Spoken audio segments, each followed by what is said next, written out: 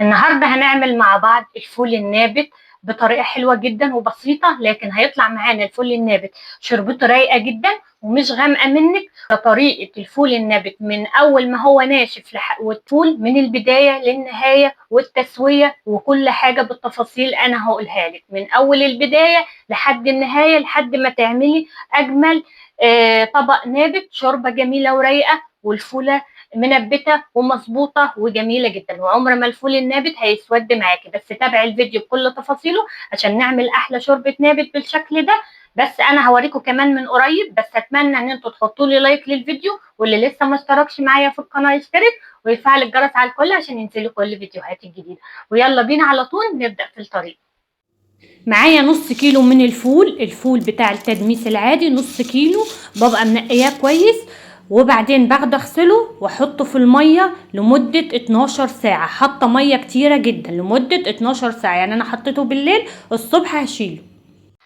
بصوا ده الفول بعد ما بيته كده، هصفيه بقى من الميه.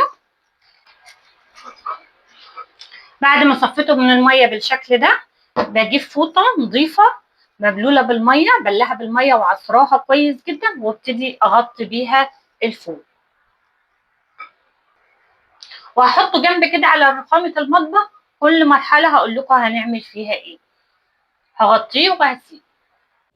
بص، عايزه اقول لكم بمعنى اصح ان احنا هنصبح ونمسي عليه، يعني كل يوم الصبح نغسله ونغطيه بالفوطه، وبالليل نغسله ونغطيه بالفوطه، والفوطه بنغسلها ونحطها ونعصرها ونحطها بالشكل ده. بفضل استمر اعمل في الحركه دي. بصوا التنبيته بتزيد معايا يوم بعد يوم، يعني هم اصلا ما اخدش معايا وقت في التنبيت، هو نبت في يومين. بص عايزه اوريكم كده الفول النابت نبت عمل ازاي. كله نبت، شوف التنبيته.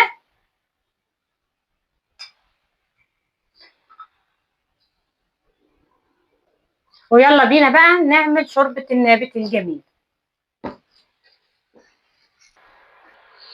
على البوتاجاز بقى كده حلة فيها مية بتغلي. أول ما المية بتغلي على طول بحط جزراية، ورق لورا، وبعدين بقى ببتدي أحط الفول.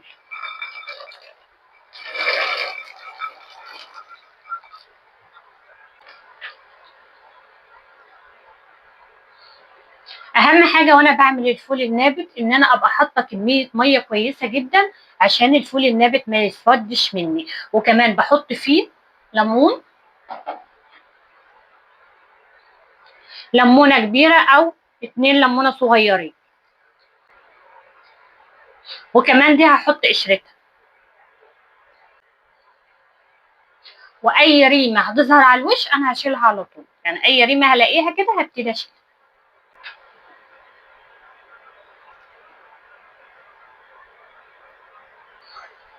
بعد ما تشيلي اي ريمه موجوده معايا، حبات من البصل صغيره كده زي ما تحبي، حبه تحطي واحده، حبه تحطي 2 3 4 زي ما تحبي. بنحط البصل بالشكل ده، وبعدين بقى بحط مكعب مرقه خضار.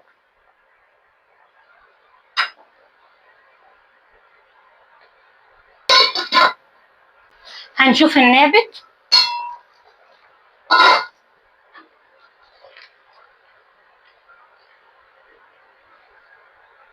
كده استوى معايا، هو ما اخدش وقت. هنبتدي نعمل له الطشه بتاعته. شوف الشوربه هي رايقه ولا اسودت ولا اغمقت مني خالص. هنشيلها ونعمل الطشه. طاسة فيها معلقتين كبار من الزيت. انا هحط التوابل اللي هتخلي شوربة النابت طعمها جميل جدا وريحتها حلوة خالص. هحمرها مع التومة في الزيت عشان ريحة التوابل تبقى حلوة وطعمها كمان يبقى احلى ما احطها كده على طول على النابت. فانا هحطها في الزيت. حطينا اللي كانوا هنا معلقة صغيرة من الفلفل الاسود، ومعلقة صغيرة من البهارات ال7 بهارات، ومعلقة صغيرة من الكزبرة المطحونة، ومعايا هنا معلقه كبيره من الثوم المفروم.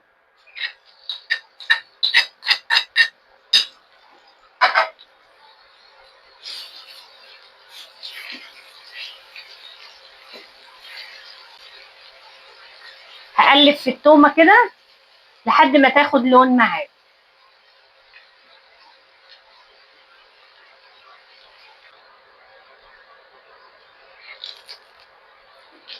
اول ما التومه اخدت معايا اللون الذهبي الجميل كده كده خلاص، هحطها على النابت على طول.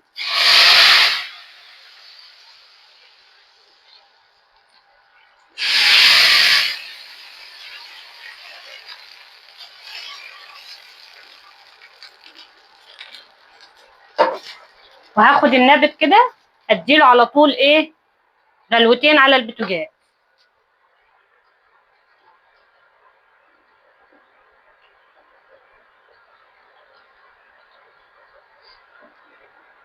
يغلي غلوتين كده مع الطشه. هو محتاج ملح فهحط شويه من الملح. تمام خالص. بعد ما غلى مع الطشه حوالي دقيقه كده، لان هو النابت استوى معايا، بطفي عليه على طول.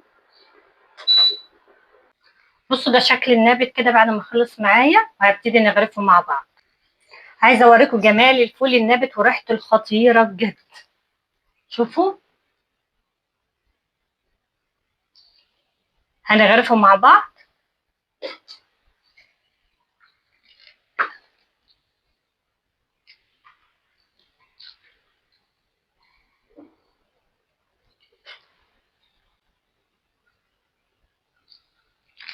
غمق منك بالطريقه دي خالص، وهتبقى احلى شوربه نابت، ريحه وطعم جميله جدا.